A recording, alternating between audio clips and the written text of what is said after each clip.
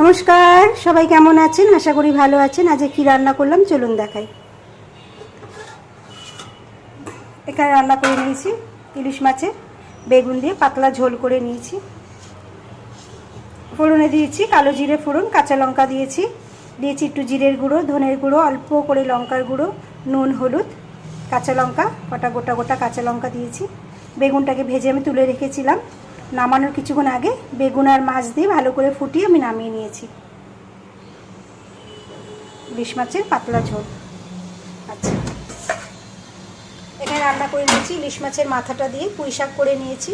এর মধ্যে আছে কুমড়ো, বেগুন, আলু দিইনি, পুঁই শাক, ইলিশ মাছের মাথা দিয়ে চচ্চড়ি করেছি। ফোড়নে দিয়েছি 5 ফোড়ন, শুকনো লঙ্কা ফোড়ন দিয়েছি একটু নুন, হলুদ, অল্প করে একটু লঙ্কার গুঁড়ো আর ধনের গুঁড়ো, জিরের গুঁড়ো ব্যবহার করিনি।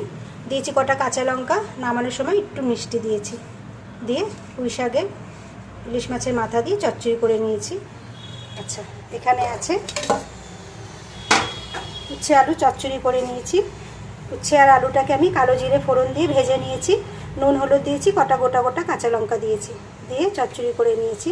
এটাও খেতে ভালো লাগে, এখন গরমকালে গরম গরম ভাতের সঙ্গে খুব ভালো লাগে খেতে। আচ্ছা, এখানে আছে গরম গরম এক হাঁড়ি ভাত। ব্যাস, তাহলে আজ এই পর্যন্তই। এখানে আছে উচ্ছে আলুর চচ্চড়ি, এখানে আছে ইলিশ মাছের মাথা দিয়ে কুমড়ো বেগুন দিয়ে চচ্চড়ি। আচ্ছা, এখানে আছে পাতলা করে বেগুন দিয়ে ইলিশ মাছের ঝোল। ব্যাস, তাহলে আজ এই পর্যন্তই। সবাই ভালো থাকবেন, সুস্থ থাকবেন। আবার সবার সঙ্গে পরে দেখা হবে।